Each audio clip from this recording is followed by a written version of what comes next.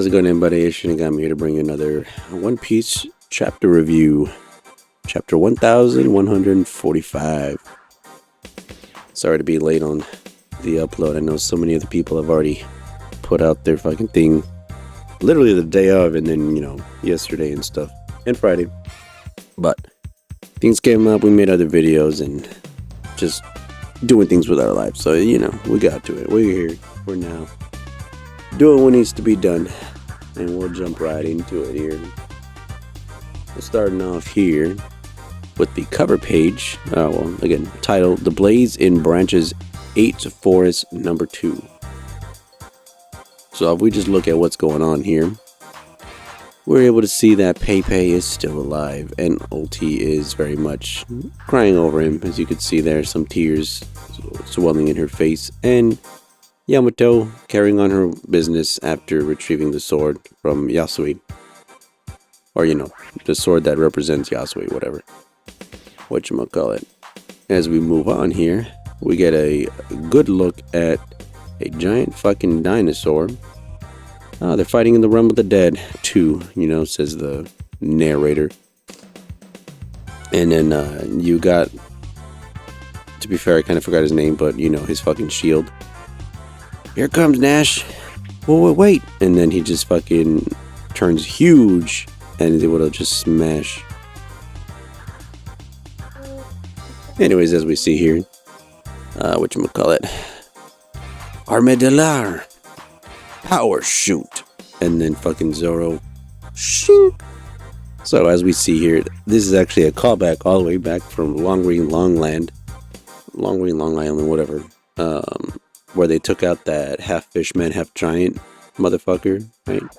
And again, this is crazy. That we're actually seeing fucking Zoro and Sanji actually teaming up. That's not too often, and some people would actually point out, again, Long Island, where they had to fucking team up and all that shit. But even like, Little Garden, when Zoro and Sanji had their whole fucking competition, which literally they sidetracked just to fucking do this one thing where they're just like, alright, let's see who kills the biggest monster. Basically doing the same shit that Dory and Broggy were doing, right? And as we see here, this thing looks edible. It's big, even by giant standards. Groggysaurus. It's super tasty. They've got a thick layer of fat under their skin, so prep takes a while, but simmer it in booze and it's fantastic.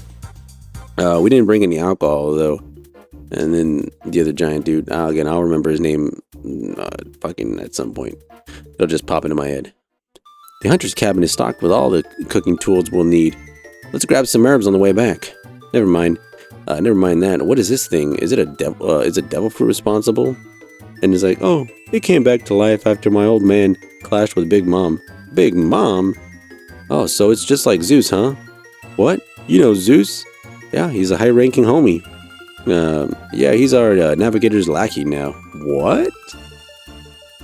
Back here. God's Knights. That's right. They came here? And then we get a little bit of info from Loki. Shit like that. Government officials? You're saying they did this to you? And then he's just huffing and puffing. You got it.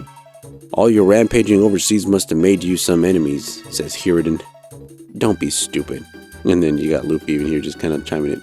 He's just on fucking Loki's fucking boot. That's fucking wild. I'd already be king of the world if I'd gone far enough to cross paths with these guys with guys like that.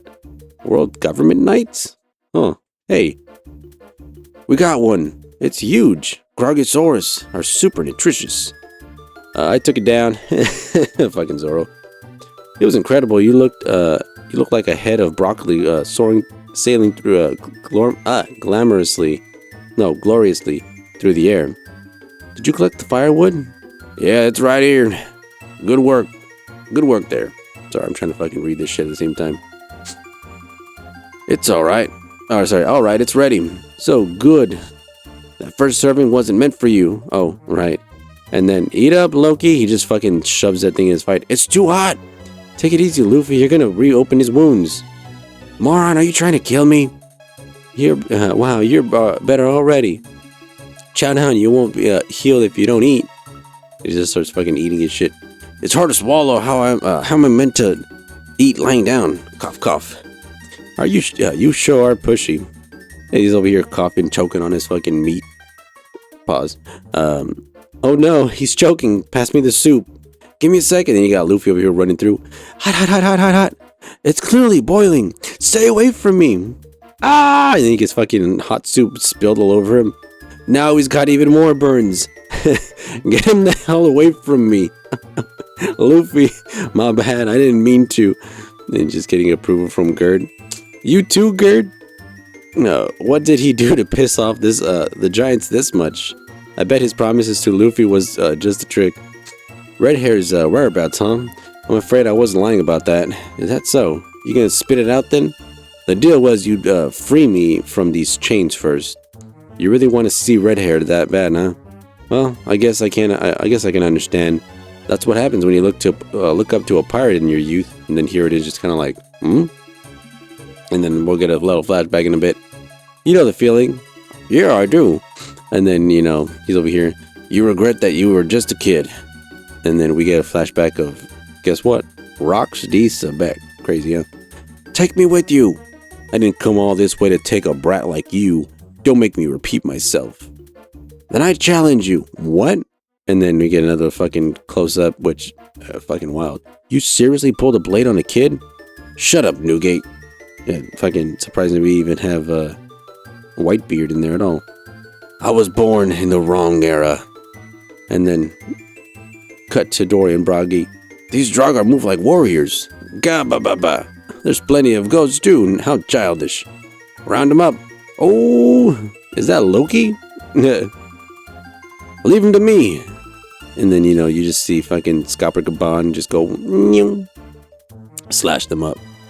Good thing these things are just how the kids imagine them. So they'd be tougher to beat if they were familiar with the real versions, huh? Well, that's the last thing. That's the last thing we need. Just as I thought, there's more now. 3 of them. Voices that strange can't be suppressed. I can hear them. If Elbath is no longer safe, the world really is ending. Continuing on from the firefighters here. Use the water from the sea clouds. Is that going to work? The flames are massive. Thank goodness you firefighters are here. But you need to hurry. The kids are heading straight for the flames. We're using the highest water pressure the valves can handle. You gotta put it out. Y'all can do it. Put it out. I'm begging you. Look, Gunko, the kids are about to burn alive. Would that be enough to wake them? Yes. They'll wake up from the heat, screaming for their parents in terror. Then the flames will burn them down to the bone. Man, ain't that just touching? As we continue here. Sea Cloud! And then, you know, cutting on to some other people. It's something wrong with firefighters? It's not over yet. We're doing all we can. It ain't working. Kids, no. And then Scopper Gaban.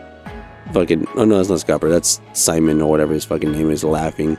And as the kids are barely stepping into it, current shoulder throw.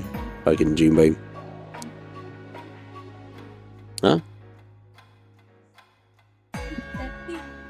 Damn, oh, never mind. That should do it. Did I make it in time? Over there, hop on. Right. That's our Jinbei. You gave me chills. Wow. And then you just got Colin over here surprised by all the whole mess. Even the firefighters just like, whoa? Oh? Fucking Robin and Chopper happy as fuck. The blaze in Branch 8's Forest Number 2 has been extinguished. The children all right. The kids just missed the flame. But they're still marching. Step, step. A close call. I always had faith. Good job, firefighters. Here's to the Guardians of Elbath. No, it wasn't us. Glad you tykes are okay, though. Yeah. Robin, just now, that wasn't that Jinbei? He must be nearby. That was so cool, Jinbei. So freaking cool. Good one, Jinbei. It was nothing. The guys at school may hate me, but I still consider them my friends. It'll be okay, Colin. We'll save them all. Yeah, and then, all of a sudden, Gunko enters the fucking freight.